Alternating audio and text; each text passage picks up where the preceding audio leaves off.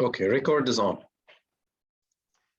Okay, good morning, good afternoon, and good evening from wherever you're joining us in the world. Today we have a special webinar series lecture titled The Architecture of Influence, a conversation with architect Thomas Wall. I will be the moderator for today's session. My name is Mohammed Balila. I'm a professor at the American University in Dubai. Before I introduce today's lecturer, which is a pleasure to have today, a good friend of mine, I would like to invite all attendees, if they have any questions that they would like to ask the lecturer, to either ask their questions on the chat window or to message me privately. And we will get to the Q&A at the very end, time permitting. Let me introduce today's lecturer.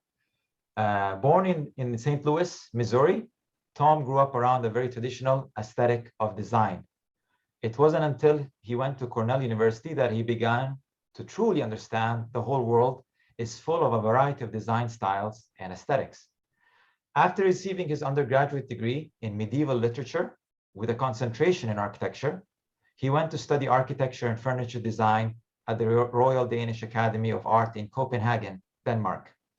Tom returned to architecture school after a brief stint as a DJ and a few other jobs in Los Angeles to get his master's in architecture from the University of Kansas. In 2011, Tom took over the family firm in St. Louis, Mitchell Wall Architecture and Design, where he lives with his wife, CEO Megan, and their two children, Henry and Fletcher. Tom has been published internationally for his work, with his most recent being the Cascade Mausoleum, published in the prestigious magazine Architectural Record. Please join me in welcoming our guest for today, Thomas Wall. Thank you so much for being here. Thank you, Mo. All right. So Mo gave you more or less the introduction. I do have to ask your forgiveness for the sunlight. As you can imagine, in the United States right now, where I am in pretty much the geographic dead center of the United States, it is 8 o'clock in the morning, and that is the morning sun streaming in. Yeah, so as Mo mentioned, I had the opportunity to study at a number of different institutions. And in the process of that, have also studied a variety of different things, not just architecture, but also furniture design and also English, medieval literature. And it's all these things that have influenced me and helped me become the architect that I've become. And I'll get into that in more detail. But one thing that had occurred to me throughout my practice is that in the world of art, there has always been influential art that makes you feel a certain way, art that makes you emote, be it poetry or painting or sculpture or what have you. There's always something in it that meaning that drives your emotional reaction to things. And I started to wonder why we didn't have that same experience with architecture. It's a lot, it's relatively common to find a brilliant architect who can make beautiful buildings, but why can't our buildings be meaningful as well as beautiful? And ultimately, isn't it the meaning that gives something beauty? So with that in mind, I would like to share with you my thoughts. This is a two-part lecture. The first one is going to be kind of explaining my philosophy and going into greater detail about the meaning of architecture and how we can be influential in that way. And the second part is going to be talking about some of my work. So without further ado, I will share my screen here and we will get going. All right. Okay, so are you all seeing my screen okay? I think it's going to take a second to load, not yet. Okay, there we go. Yes, now I can see. Okay, wonderful. So, as you saw from the poster, this lecture is called The Architecture of Influence. The reason I decided to name the lecture that, aside from it being, sounding incredibly academic and smart, was that I also see it as a two-part meaning. The first part being the influence that architecture has on us. We've all walked into buildings before and been able to notice a palpable feeling change. You walk into an area of very heavy compression and then emerge into an open space, and you can really feel that transition. So the influence that architecture has on us as occupiers is the first part of that meaning. The second part of that meaning is the influence that we have as architects on the buildings. What can we imbue? What meaning can we put in? What experiences can we put into those buildings that then influences others? And ultimately, making the architect the conduits of influence from one step to the other. So to get started, we'll talk about the influence of architecture has on us. As I mentioned, if you're walking, I have a memory of when I was a kid. Me and my friends used to get skateboards. We'd lay down on our stomachs and we'd go through storm sewers on these skateboards. Now these were pipes, throughout our neighborhoods that were 2 feet wide at best. And you would just feel this compression. You'd have the earth above you. You would feel confined. It was claustrophobic. And you would roll through on these skateboards only to eventually emerge out in a stream in the forest or an open space. And it was that feeling, that immersion, that really started to get me thinking about how spaces interacted with each other and how they made us feel. Architecture, without question, has been able to influence people throughout the ages. You go back to the 1st century AD and imagine that you're a farmer coming into Rome for the first time, and you are met with the Colosseum. I mean, the tallest thing you've seen to that point is a cypress tree, but you walk in and you see this man-made edifice, this enormous building that can seat thousands, full of sound and noise, with awnings that move above and beyond. The awe that must have inspired in people could not be questioned. So architecture infallibly can inspire awe. It can inspire faith. This is the Sheikh Zayed Grand Mosque, as you may be familiar with, in the UAE, but this is something that you look at and you see the light and you see the play and you see, and granted, at this point, it's not just the building, but it's also the interplay of light and dark and the way it's illuminated with artificial lighting. There are ways that we can inspire faith and make people believe further in their own beliefs and religions just by the architecture. We can inspire joy.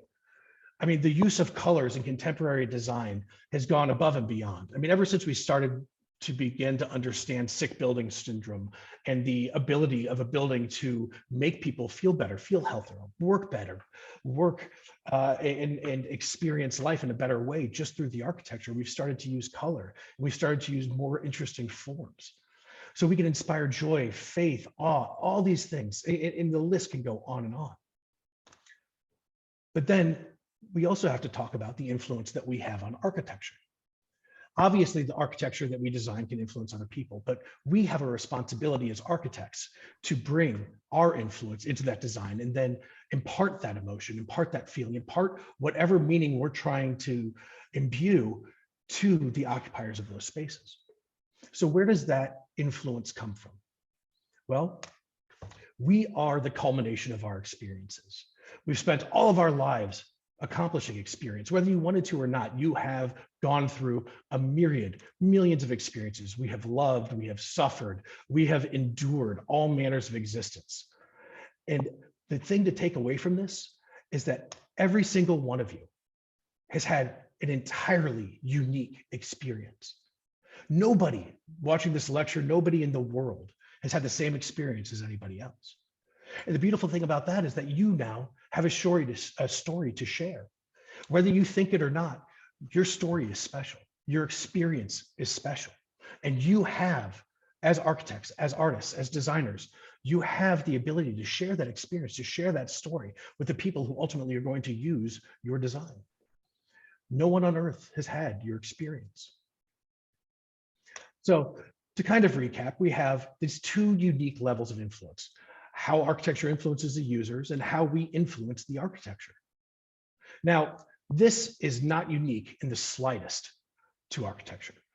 Since the dawn of man in Paleolithic cave paintings, the reason these things were painted on walls is because the artists, hundreds of thousands of years ago, were trying to influence the hunt. They were trying to change what was going to happen. They were trying to tell stories. They were trying to remember and pass along to generations to come the story of the hunt, the story of their lives, that what was meaningful to them. They imparted their meaning on these walls. So this has been something that humankind has done for hundreds of thousands of years. Now, it is possible to create without meaning. And what that is utility. Utility is creation devoid of meaning. You look at a toothbrush, it's useful, but even though they may be designed by an industrial designer, very rarely are they taking on the level of art form. They are utility. So, which brings me to the other side of the coin, that art is creation with meaning. You take something that's utilitarian, you take a cog, a simple part of a machine, a meaningless element, and the way you integrate, the way you choose to use that cog, the size, the shape of that cog, if it's meaningful to you, all of a sudden that can become part of a watch. And that watch, if you're showing that cog and celebrating the cog, all of a sudden that cog has become art. It's with the influence of meaning that we then have created an art form. So where does meaning come from? Well, it comes from our experiences, for one. Meaning is the embodiment of our experiences into a piece. And our experience is based on our lives. And our lives, as I mentioned, is a combination of all of our human interactions with our place and time. And that's important as well. Place and time is, when it comes to analyzing art, literature, architecture, anything, is highly relevant. You look back at the Colosseum, and if you weren't aware that that building was almost 2,000 years old, you might just see it as a dilapidated old building, thinking, I've seen much taller ones in Dubai, for example. So where does that leave us? Well, a really great example of art that at first perception, without understanding the meaning, isn't as amazing as it is with the meaning, is Van Gogh's Starry Night, or anything by Van Gogh, really. I'm a huge Van Gogh fan, and I always will be. But if you were to look at this without understanding who Van Gogh was and where he was and the place and time and all the things that went into this, you might just see an interesting looking landscape. Yes, there's very pretty brushstrokes and there's lots of interesting use of blue. And, he might bring attention to the fact that, yes, the moon does have a haze around it on a clear, starry night. And yeah, there's a little interesting tree looking thing there and the church off in the distance. But it's when you start to understand Van Gogh and his history and what he endured in his life that you can ultimately get more meaning out of the painting. Once you understand his poverty, once you understand that he had all manner of mental disorders, that he was suffering through depression, that he never saw success in his lifetime, that he was impoverished, and that he painted this from the window of an insane asylum. Once you begin to understand these things and understand where his mindset was at the time, and that nobody had painted like this before, you can really start to understand the meaning of the painting. And the painting takes on a level of depth that heretofore you may not have known it existed. The same can be said of Picasso's Guernica. Picasso's Guernica, you look at this without knowing what was behind it, and it's a series of forms and shapes. And yes, nobody was doing this kind of cubism representation before him, but ultimately you don't really know what's going on. It's kind of a jumble. I remember the first time I saw this in an art history class in high school, it didn't really speak to me. But then once I started to look into the history of it, and I learned that this was Picasso painting his representation of the Nazi attack on the Spanish city of Guernica, that you began to really dive deeper into it. You see people caught, engulfed in flames and suffering and dying. You see a man laying dead on the floor with a broken sword in his hand, symbolic of the futility of the war. A woman off on the left wailing as she holds the dead body of her child. It starts to take on a far more meaningful experience because we understand the past, we understand the story that is trying to be told by the artist. So as architects, why can't we do the same thing as other artists? And the easy answer, the short answer, is we can. We absolutely can do this. We can imbue architecture with meaning. We can make architecture a higher level art form. It doesn't just have to be pretty. It can be meaningful as well. But we have more complicated things to deal with. We have mitigating factors in our design process that are always going to limit how free we are. We're not sculptors, unfortunately. We have things that we have to adhere to. We have the client's dictates. More often than not, a client is going to want to have a say in how this thing looks, how it's designed. We have the programmatic requirements.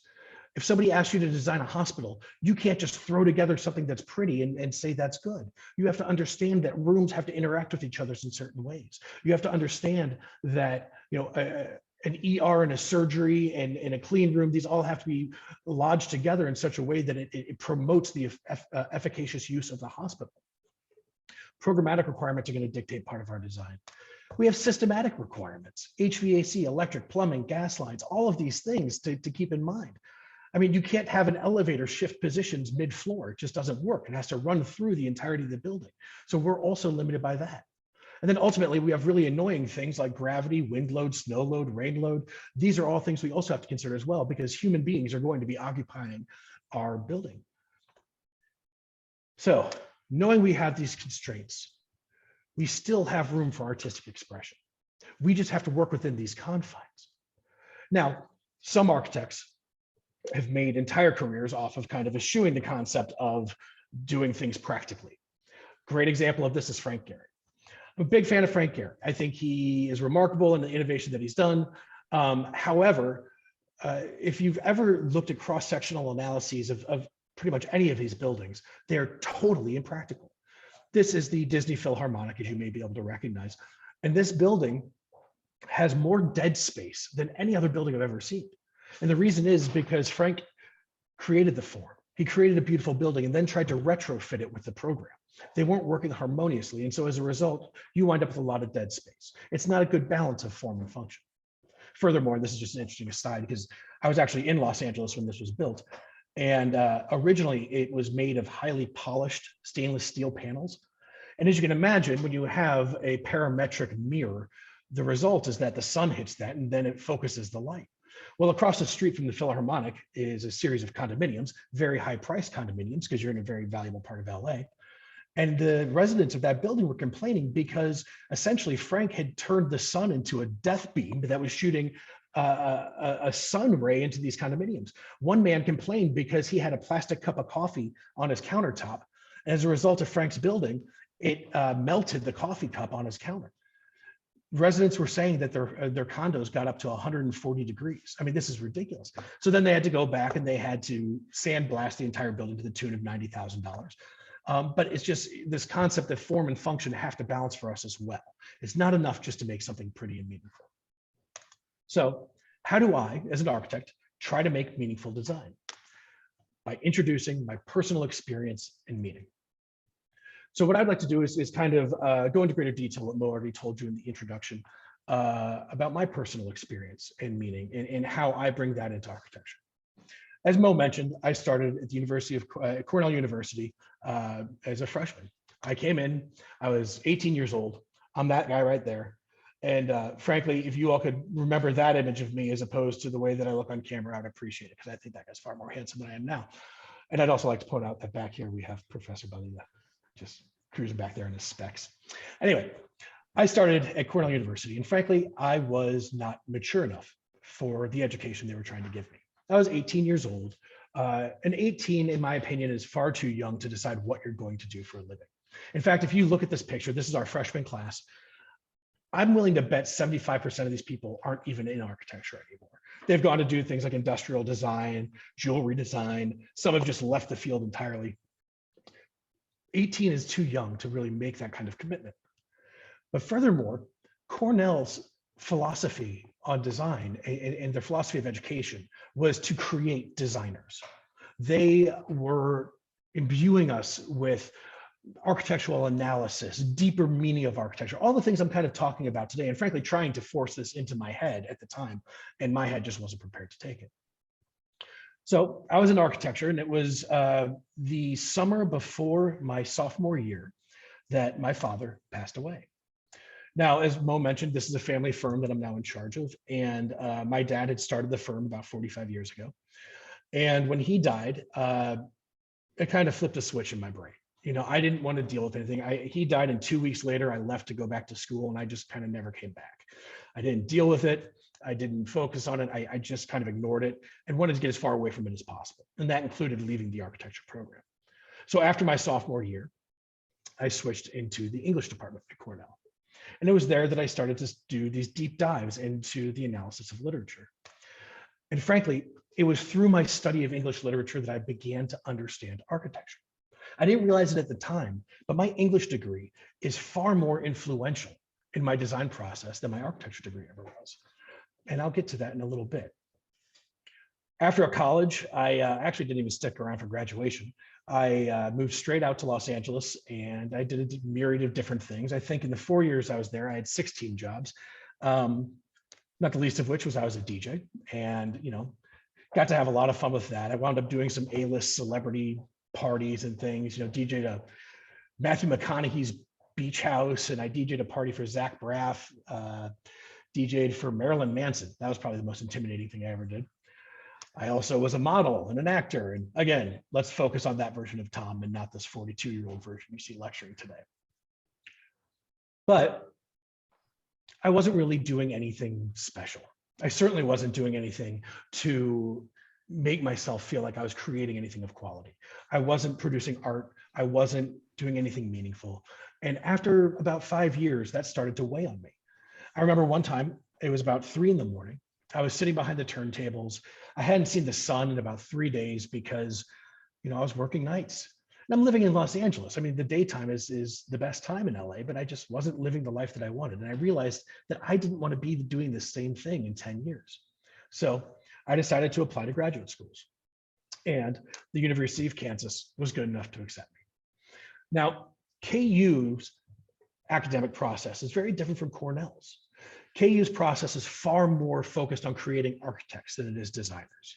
And I don't say that in a bad way, but they just have a far more practical approach. They want you to understand how things go together. They want you to understand the realities of architecture and design. So I wind up having these 2 architectural influences by the time I graduated from my master's program.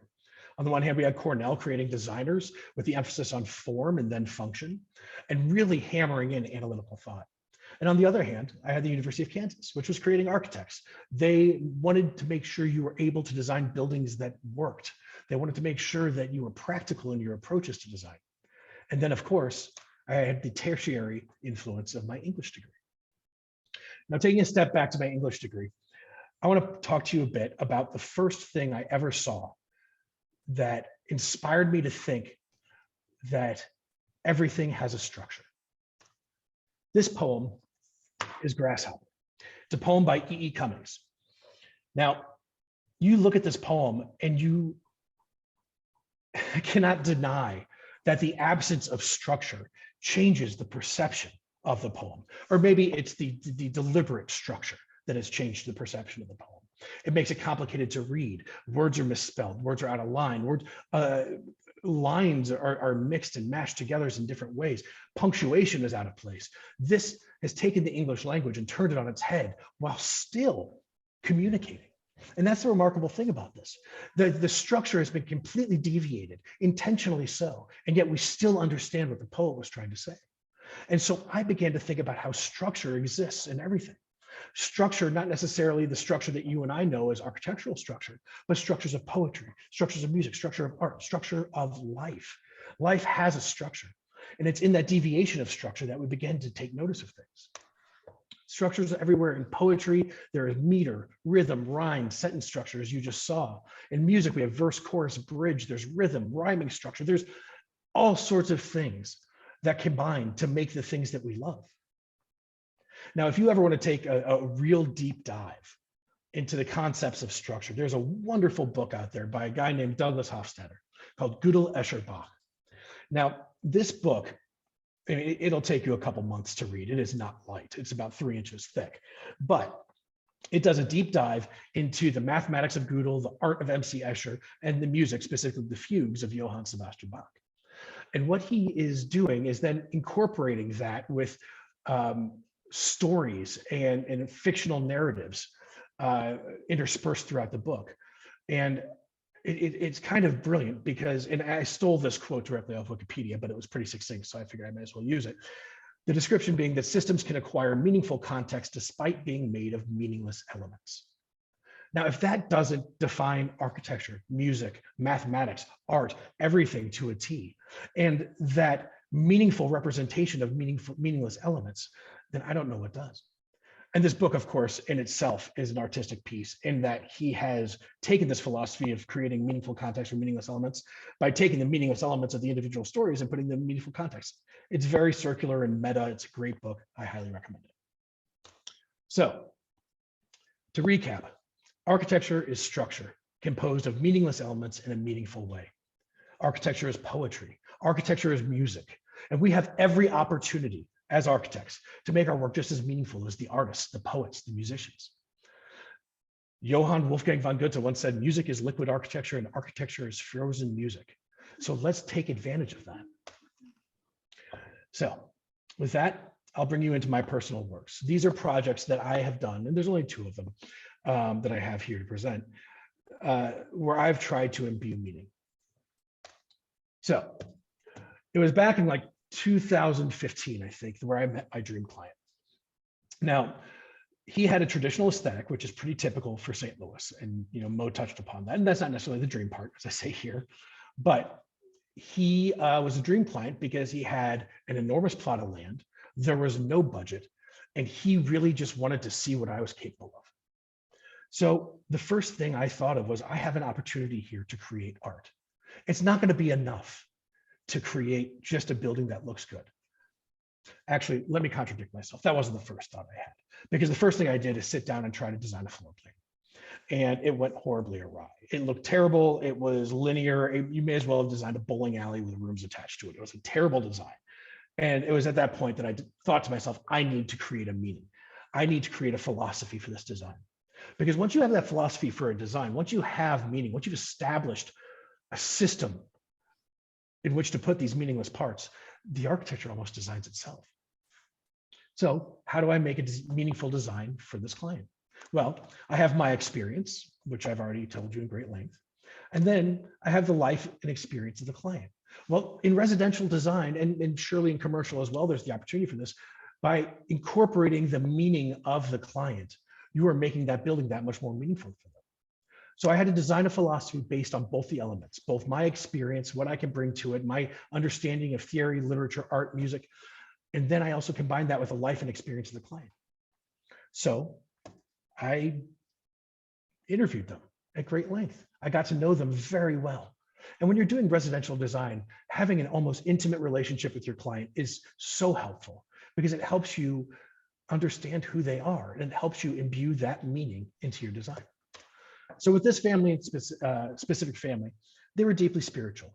They were a Christian family. They were incredibly successful. I mean, this man was an inspirational story in and of himself. He started with absolutely nothing, started a company, and from that company has become one of the wealthiest men in the world. And he gave a great deal of thanks to his faith for that. He believed that his faith was responsible for a great deal of that. So I knew his faith was responsible for it. Now, I am not a religious person. I never have been, and it's just my father was very stoic and believed in science. My mom the same way. So the benefit of that is that it has given me a clear lens to look at religions. And I've always enjoyed studying religions. I mean, everything from Zoroastrianism to Taoism. I mean, I've looked at them all and I've studied them all, and I really enjoy them. And it's through this clear lens, I can see these philosophies, these meaningful points of religiosity that exist in each one of these different faiths. So I went and I did a deep dive on their religion, Christianity. Now, in Genesis, the first book of the Bible, God created the earth, fire, air, water, and earth. I had these 4 elements. And then God created man. And the man is composed of 3 elements: mind, body, and spirit. And it then goes on to further that say that man represents God through his thought, word, and action. So I have these elements. And then I started to think more about what it means for man. Well, man, we have a limited lifespan. We have a past, present, and a future. And when I combined all of these elements, I came up with this diagram, the Trinity of Trinities, a 3x3 grid, which is very prominent in Christianity, the concept of not only the Father, the Son, the Holy Spirit, but also the elements I've just touched upon. So based upon this Trinity of Trinities, I designed a floor plan. Now, at each one of these points of the confluence of these lines are important elements of the design. So for example, in this home, thought, word, and action. Well, the solarium over there on the left, that is a place for meditation. It's a place for prayer. It's a place to be retrospective. That is thought. The foyer is the front entrance. That's where people congregate when they first come in your home. That's where you talk to people initially. That's the word. And then the office, that's where you perform your actions. That's where you make your decisions. That's where you enact the things that you have done through thought and word. Mind, body, and spirit.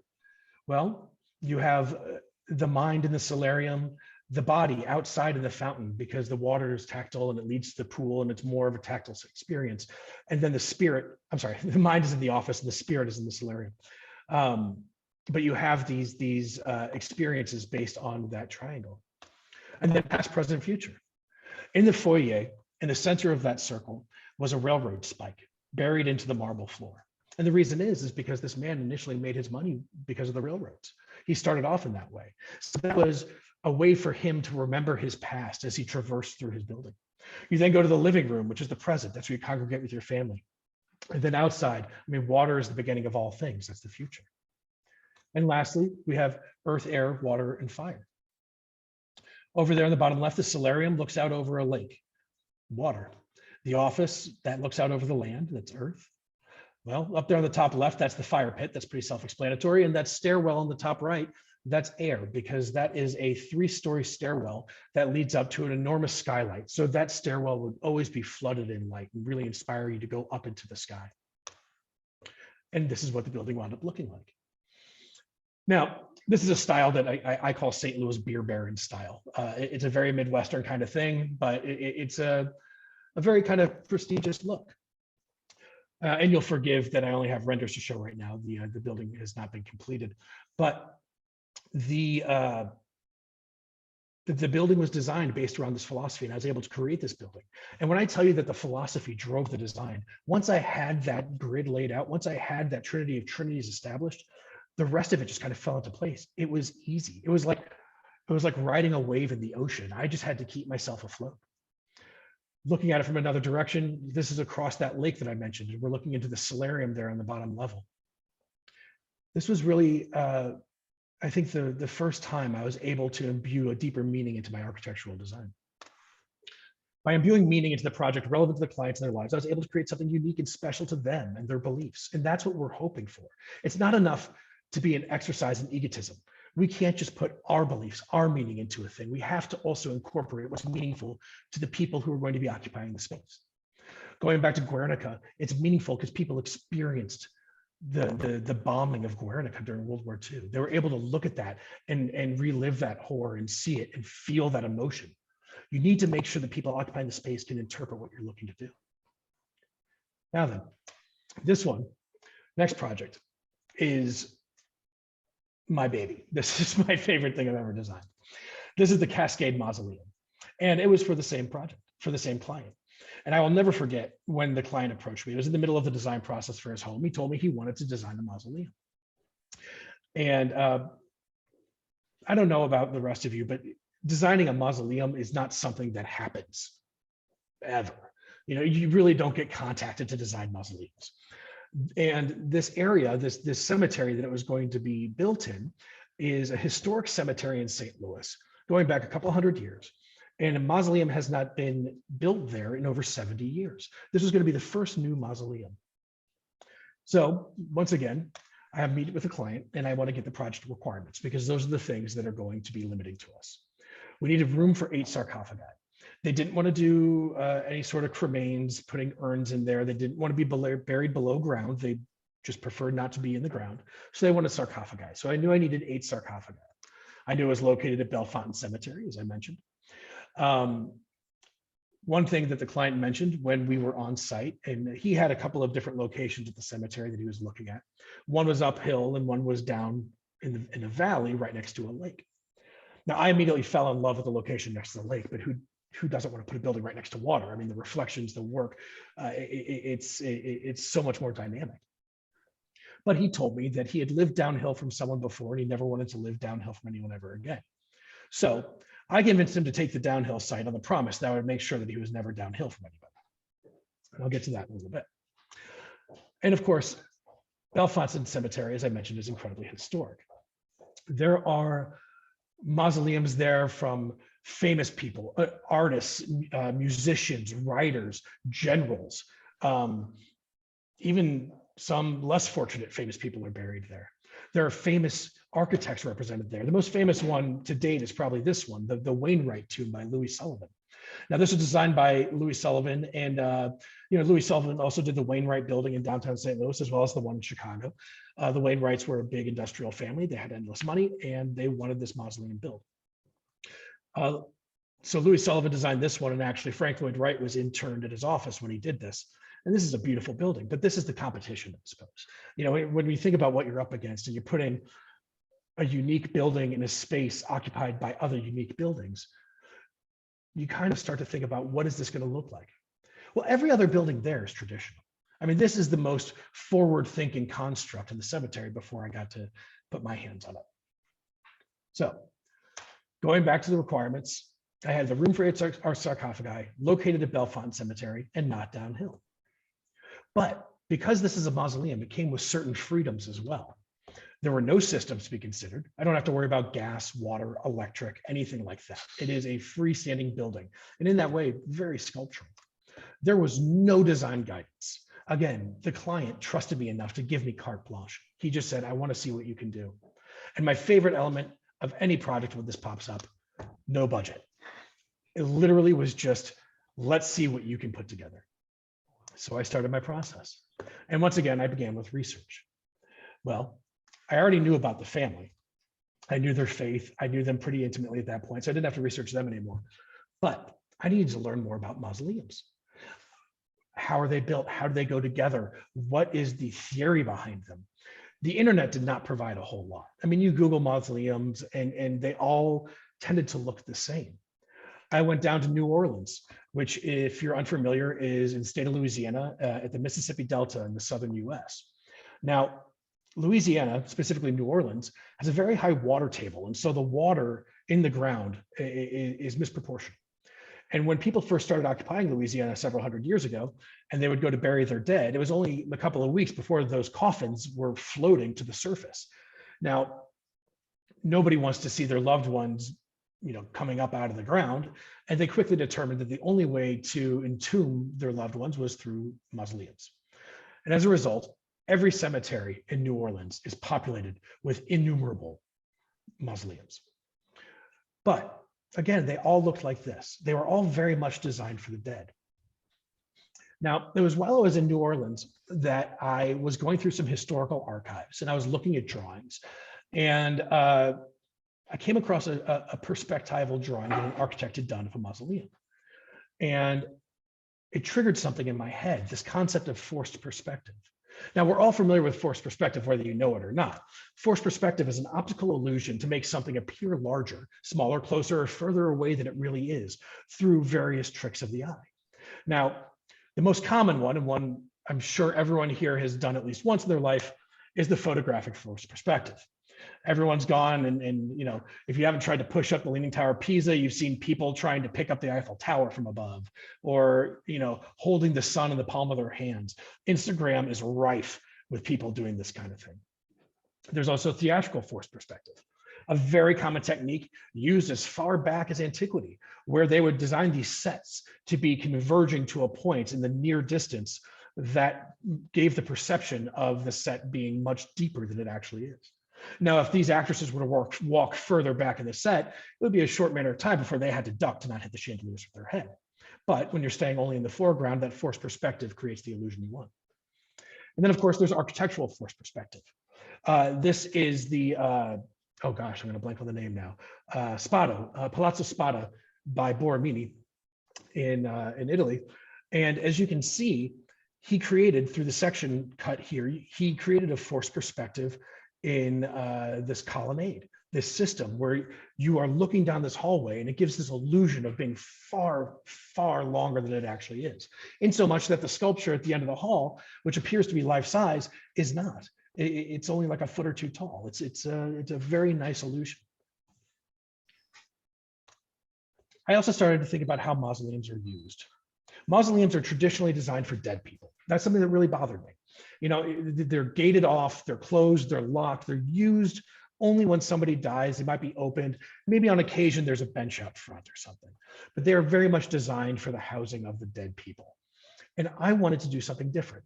I wanted a mausoleum that invited people in, that was interactive, because death is really a celebration of life when you come to think about it. When you look at cemeteries, when you look at mausoleums, when you look at any number of beliefs, they don't believe as death is the end, but as the beginning. From Christianity to Buddhism, death is just a beginning to the next step in their life. So why are we making these things so closed off, so depressing? So I developed my philosophy for the design. I knew I wanted a faith-based design. I know I wanted a forced perspective, and I know I wanted to make it for the living. So much like the previous project, I started to work with these elements in the floor plan. The first thing I looked at were the elements of God.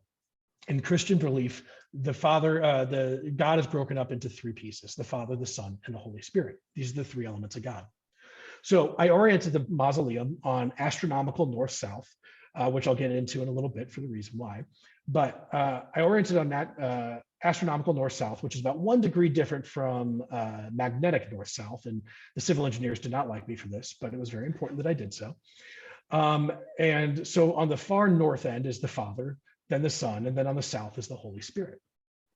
The staircase that you see on the north end opens up to the lake. And so that's the view of the front, is from north looking south.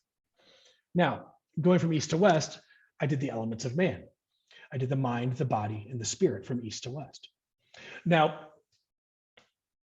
these two interactions of God and man are, the reason I chose these elements for the interaction is because the mausoleum, in any cemetery, is the interaction of God and man. It's the idea that the loved one, the deceased, has passed on into the hands of God. So how do we represent that in architecture? Well, on the eastern end, I had the interactions of the Father, the Son, and the Holy Spirit with the mind. So this is where I put the benches. Inside of these little alcoves here, these openings, each one of these has a bench. And on each bench is an inscription from the Bible that the client selected to represent the Holy Spirit, the Son, and the Father. Now, the philosophy here, it being on the east, it's the living. The sun is rising, that is the beginning of earth, that is the beginning of time, that is the beginning of human life. The east represents life and rebirth. And so that's the spot for people to sit and think, represented by the mind.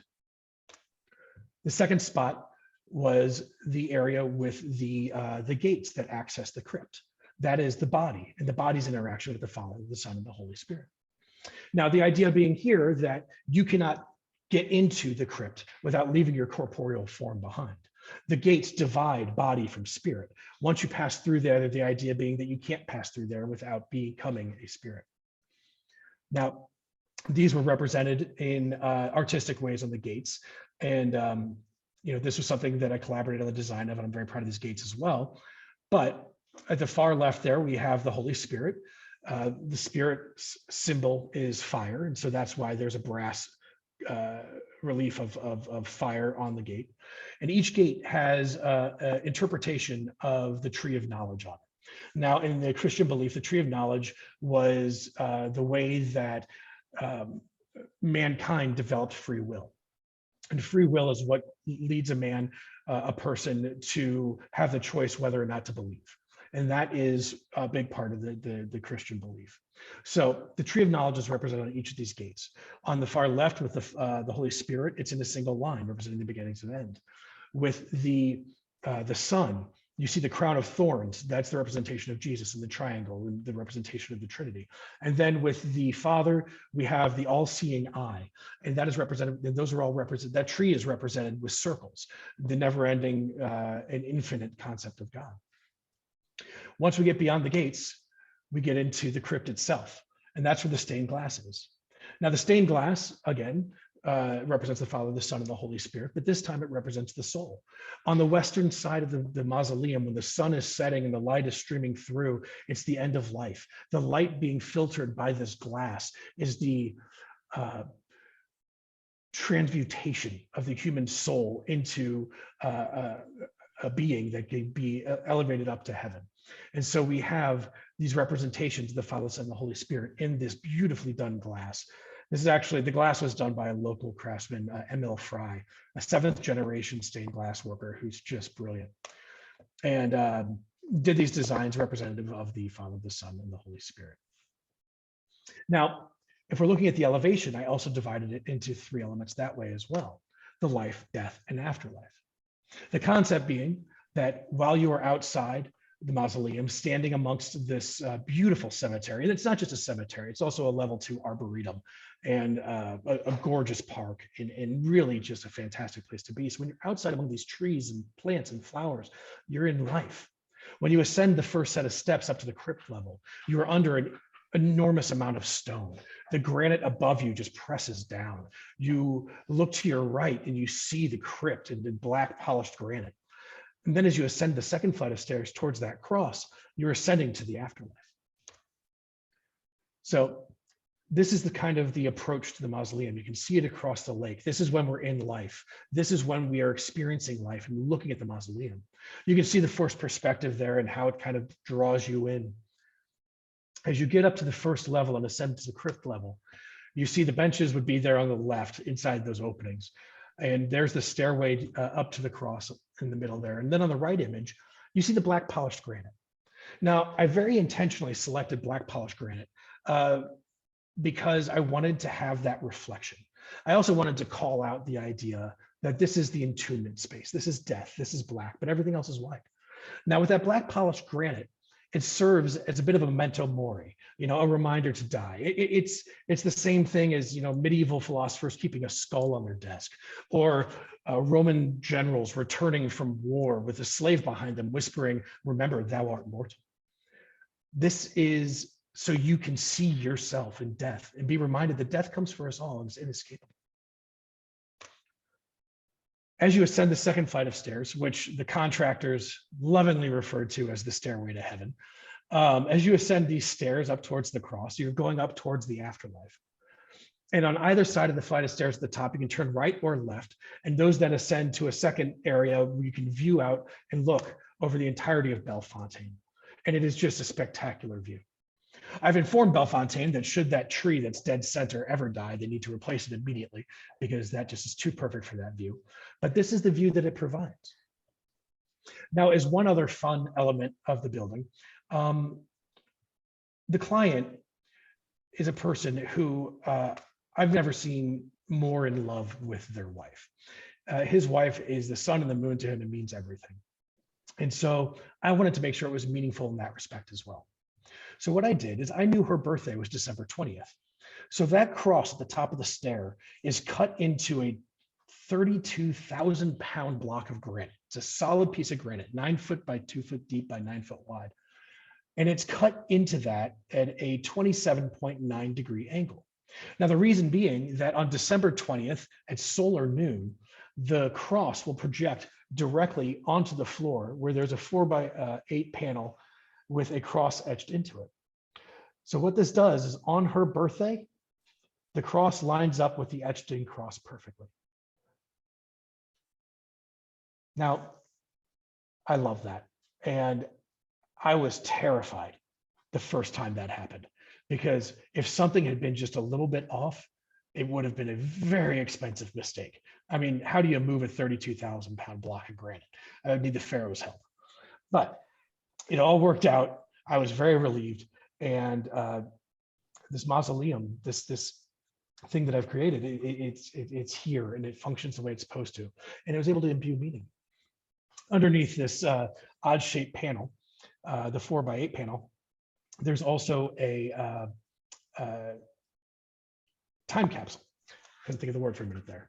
There's a time capsule buried beneath this panel so that anytime somebody is interred in the mausoleum, the family can open up the time capsule and pull out things of remembrance, add things to it, reflect back on their family and their family's history.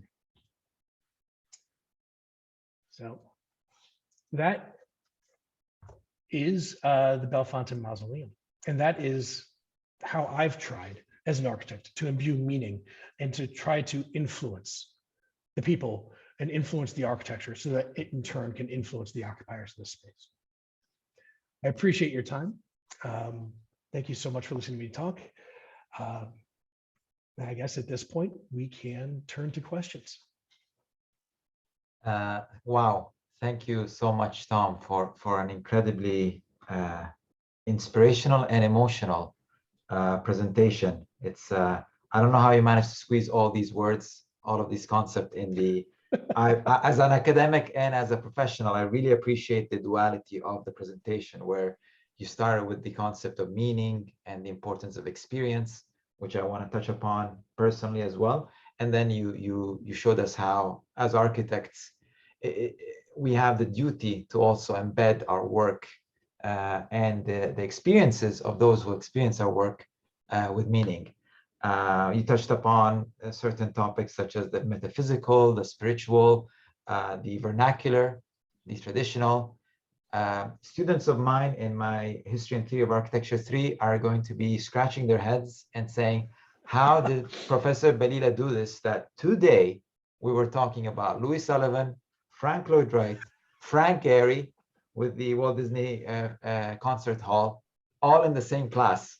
And it just coincided. I did not see, just for disclaimer, I did not see any of the slides of Tom. A couple of things that I wanted to share with the audience and with Tom, starting with our classmates from Cornell will never forgive us for sharing that photo of Dragon Day without we'll have to share the link with them.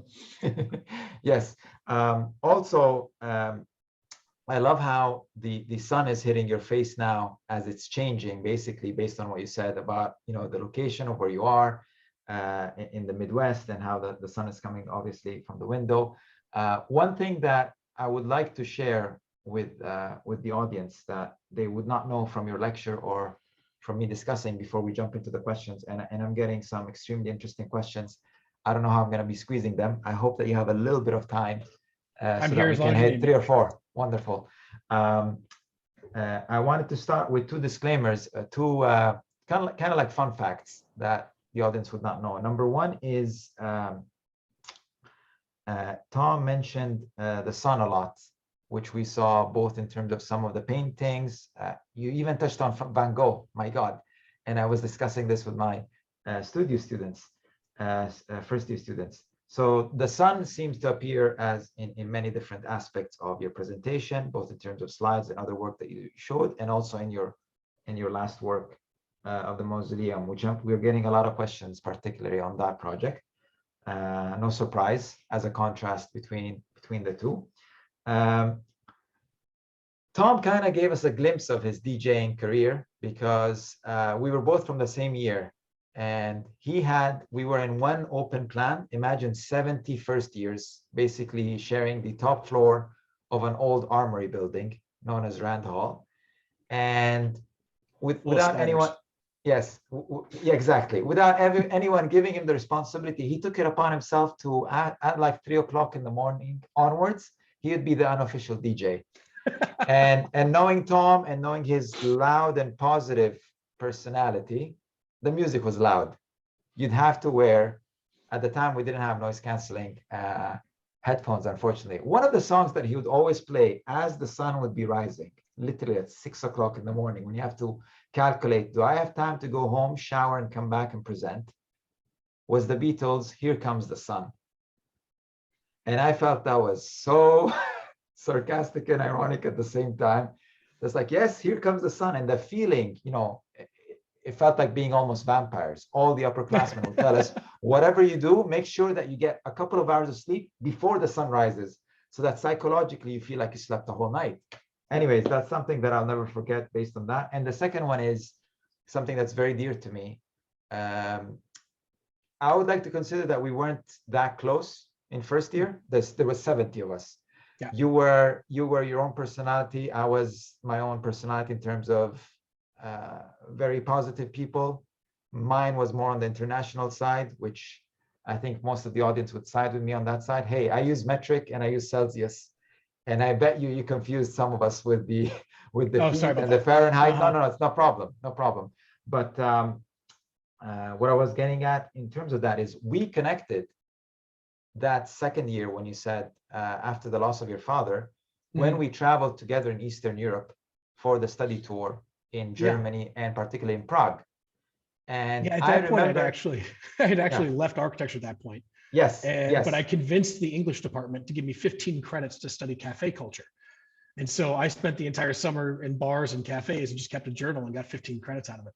It's one of my brilliant moves. I don't know if you remember though, I told you you never left architecture. I had a feeling that you would somehow come back. You weren't the best student in first year. And this is something that I talk with my students. We all, what's the word? We all come to our being in different times. It could be from day one. It could be in your 5th year. It could be in your 15th year in architecture. You never know. I told you once, and I'm sure that you're going to say it now in front of everyone that you don't remember, because it's convenient to say that. But I told you, yeah, you went in the route of literature, but you're a designer. Deep inside, you're a designer. And lo and behold, now you own your own practice, and you're doing very well. So congratulations on that, and thank you for sharing that fascinating look at your work. The one thing I really remember you teaching me was Italian soccer chants, because it was during the Euro Cup, and we would go and watch soccer games and football, and you were teaching me all the chants to go along with it. I became an Italy fan that summer. Yes, you did. You were our lucky charm. And going back to Bohemian cafe culture in Prague, there were so many places that we would hang out after classes just to understand. Imagine being traveling across Europe and being able to meet or observe people from all walks of life around Europe. That was amazing. You had a little bit more free time than I did, because I had studio, that small thing called studio, while you didn't. Okay, why don't we start with a couple of questions? Sure. Let's see here. One of the questions that we saw 2 different styles between the first project and the second project, yet the client was the same. How did you manage to convince the client to accept the second one, especially that is more pure and more minimalistic? So that was actually interesting. When I was developing the design, the client was very hands-off and completely laissez-faire. I was basically just given the directive, design me a mausoleum. So I had actually come up with another design as well, a very traditional design, but I was overwhelmingly enamored with the design as you see it. And to be totally blunt, they didn't change a thing. Take that back. They changed the stained glass. But the design stayed as it was from the first day I presented it. And so I came to their home and I met with him first. And I remember being so nervous. I had boards put together. You know, I wasn't going to bring in a computer because I wanted this to be larger and visible and things. And I had a presentation in mind. So I brought in boards and I walked him through the first design. And I'm sorry, actually, I walked him through the traditional design first. And he was very unimpressed. And, you know, frankly, so was I. So, I mean, if you're not happy with your work, your client's not going to be happy. So I then showed him the contemporary design. And he looked at me and said, you need to show that one first. In fact, don't show the other one to my wife. I'm going to call her in. So he goes and he gets his wife and brings her in. And I show her the contemporary mausoleum. And I'll never forget, she said, yeah, I could spend eternity there. It's the greatest compliment I've ever received as an architect. Wow. And that's something that you don't think about when you're designing a mausoleum. This isn't a house. This isn't something that could be torn down or moved out of. This is that family's place of internment till either the end of times or, you know, the family loses interest. I mean, but it will be there for generations to come. The concept of permanence is almost as staggering as the concept of no budget. I mean, it's really overwhelming. And that didn't even really hit me until one time I was walking some friends through it after it had been finished. And one of my friends turned to me and she said, you know, your grandchildren are going to be talking about this, that you designed this when they come here. And it kind of hit me that it's also for me, you know, it's for my family as well. It's hard to explain, but the concept of permanence is there. How did I convince them to do it? I didn't convince them, they convinced themselves. I just showed them what I came up with. Okay. But always take that risk. I mean, that's something you have to do. Take risks, because great things don't happen when you're comfortable. There is no growth without pain. You need to get out there. You need to put yourself out in the ether, out in the dark. You need to wander around, get lost, do things that make you uncomfortable, because that's the only way you'll ever grow.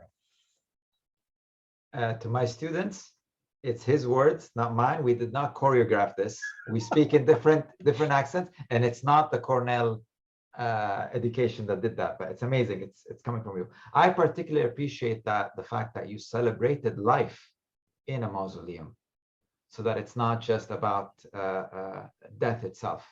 And death is inevitable, like you said. It's something that the sooner you accept it, as Marcus Aurelius said. Marcus Aurelius was in his deathbed and everyone was weeping. And he's like, why is everyone crying? It's just part of life. The sooner you accept that, the easier to say, yeah. Yeah. I mean, it's a cliche to live every day as your last, but I mean, no one's going to do laundry on the last day they're alive. But it's important to approach life knowing that, you know, we are terminal. But yeah, I wanted to design something joyful and playful, something that, you know, families would go and run around on, you know, kids running up and down stairs. And of course, it's a mausoleum and it's a little macabre, but still. Yeah, wonderful. I'm going to try to squeeze in the other questions as much as possible because I'll try to be short. No, you're doing great. You're doing great from your side. It's just that the questions that are coming are great. So I don't know if I go with the longer ones first or the shorter ones. So you mentioned the concept or the word represent and representation was referred to a lot, both in your description of your work and especially in the presentation early on. Being an architect practicing in the Midwest or anywhere in the world today, when we talk about contemporary architecture or vernacular architecture, architecture of the place, there's always an understanding, what is it? What are the elements that define the architecture of the place today? Mm-hmm. Obviously, looking at the past and moving forward and tying it with your idea or your explanation of experience. Every one of us has a unique experience. How do you explain to clients? Because one way that I try to present you to my students, I said, Tom is an architect in the Midwest where we have an idea, a visual idea, image of what traditional architecture in the United States is. Mm-hmm. And he's trying to change that mindset. I almost wish you had shown us photos of your house, for example, because in my mind, that's a successful compromise between something that it's clearly of the place, but it's a completely, obviously modern. Maybe it's a nice way to ask at the end, how can people find you?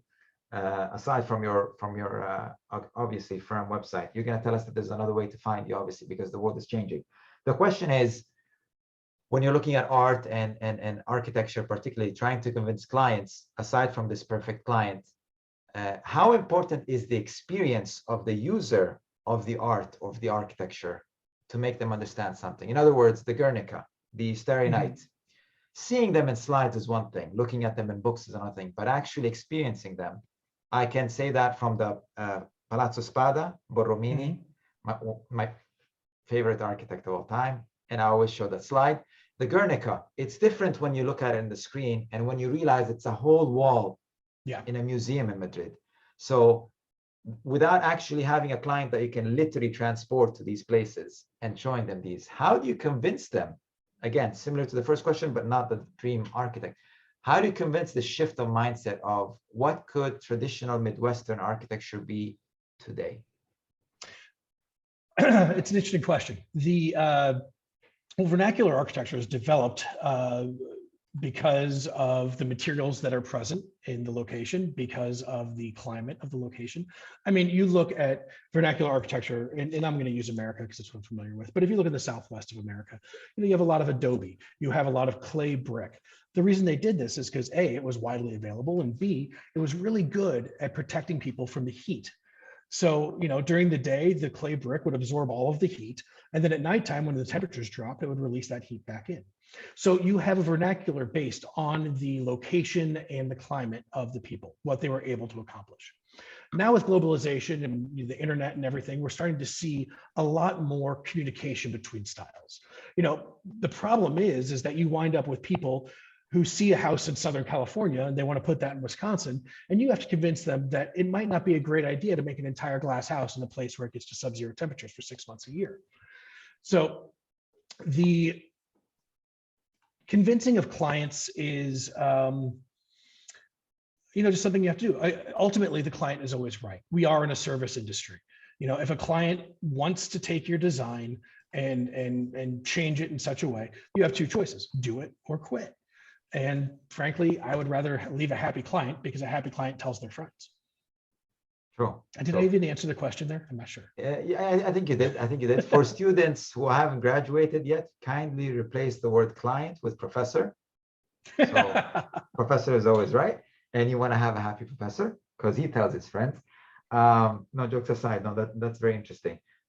For a third question, and this is amazing because you touched upon aspects of how I teach studio and also aspect about how I'm a history fanatic, and obviously that reflects on the fact that I also teach history of architecture, going back to ancient Egypt and the pharaohs.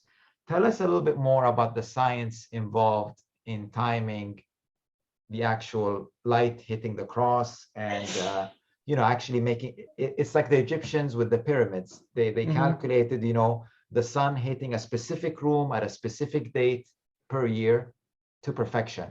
Can you tell us more about that? The science, how was that designed? First of all, how was that calculated and designed?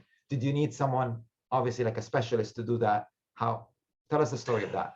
Okay, so I've always used light as a building element in my design. It's very important to me that, people are photosensitive. We're naturally drawn to light. When you look at any of one of my custom homes, the first thing I want to try to accomplish is that when you walk in the front door, you see outside. That way people are drawn into the home.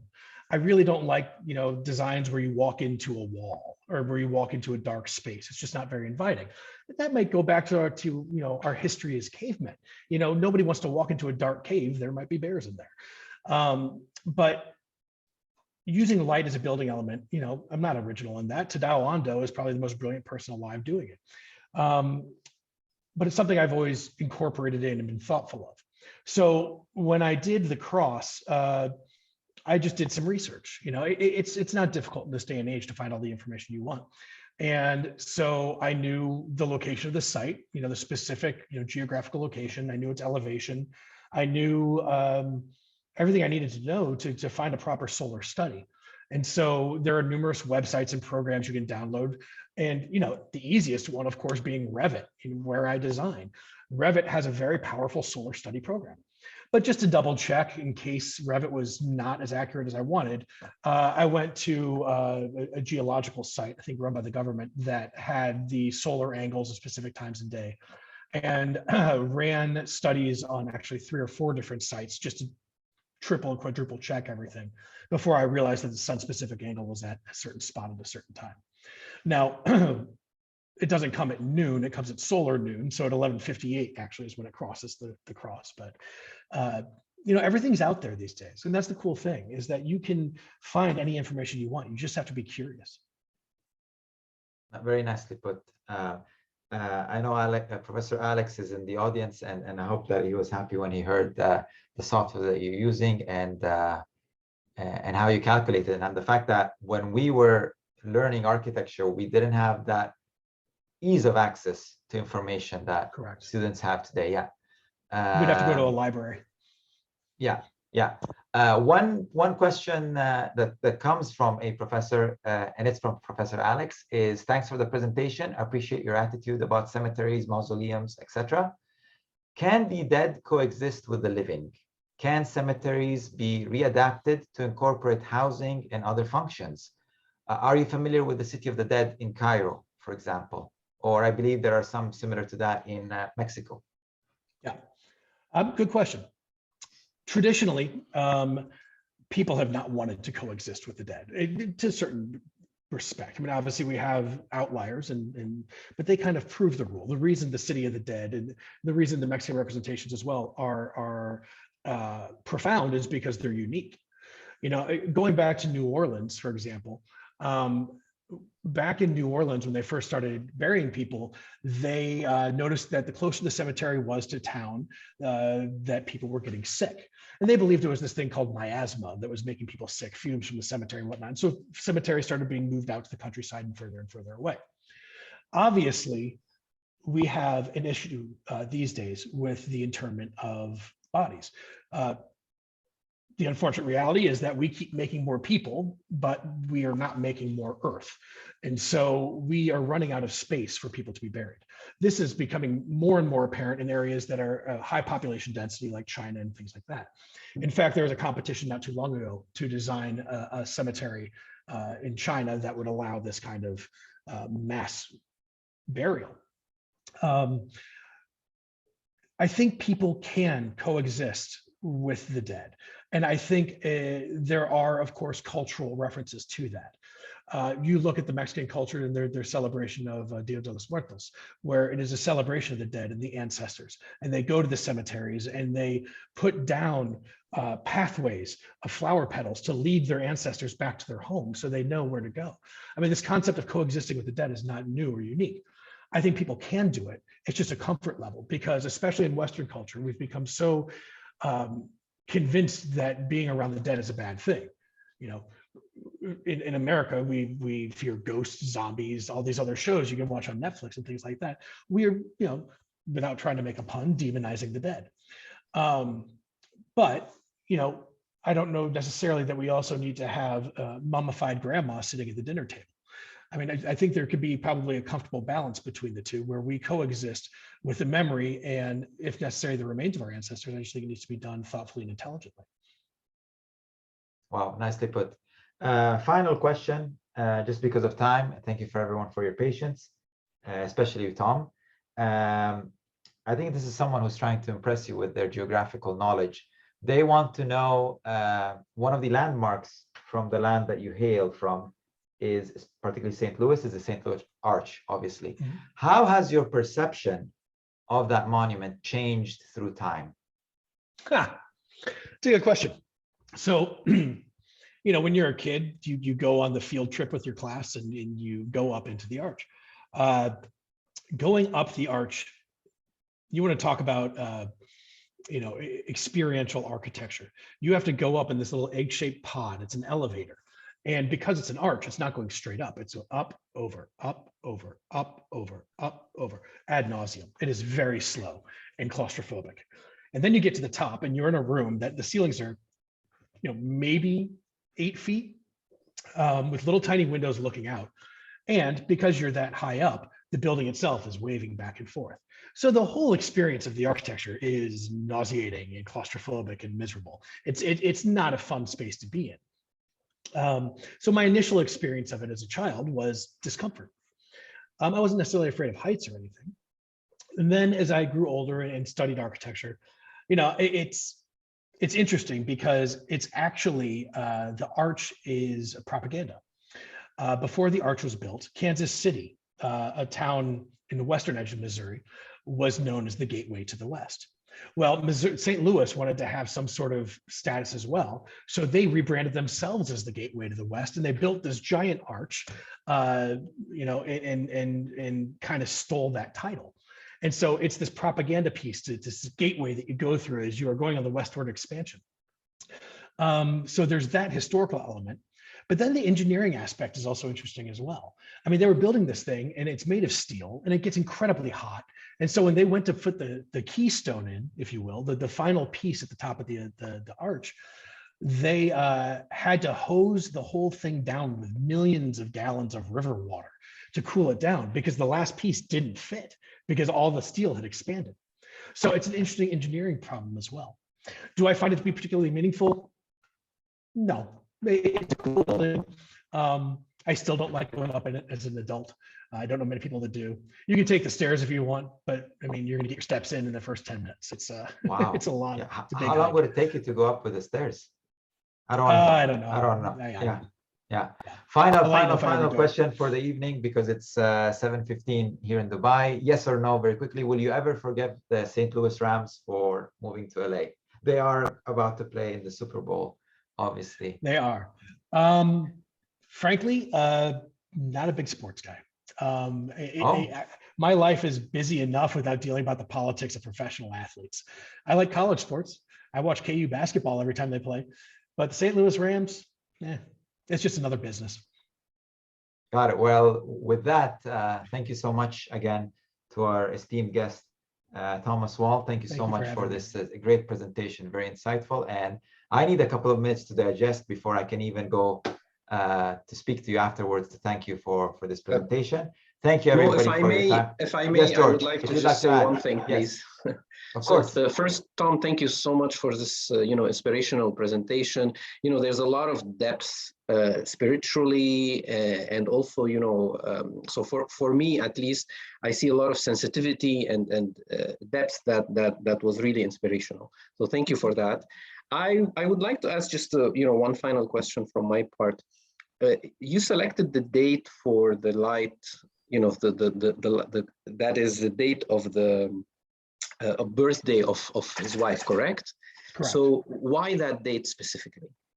Was a request from the client, or so why the date of birth of his wife? I knew there's a lot of dates, so why specifically? There are a lot of dates. Yeah.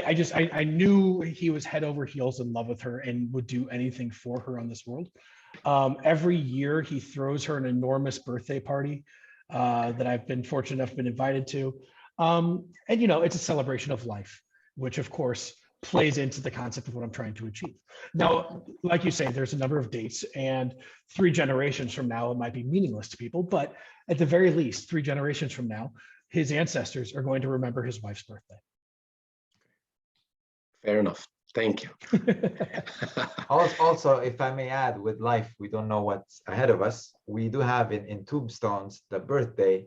We do not know the second birth, or whatever you may call as the second date. So that could also work. You can also add that, but you don't need to, Tom. With that being said, thank you so much again, everyone, for attending this webinar, and thank you especially to Tom. This was very, very appreciated. Thank you so much. Thank you for having me. Have a great evening, afternoon, morning, wherever you're from, and take care.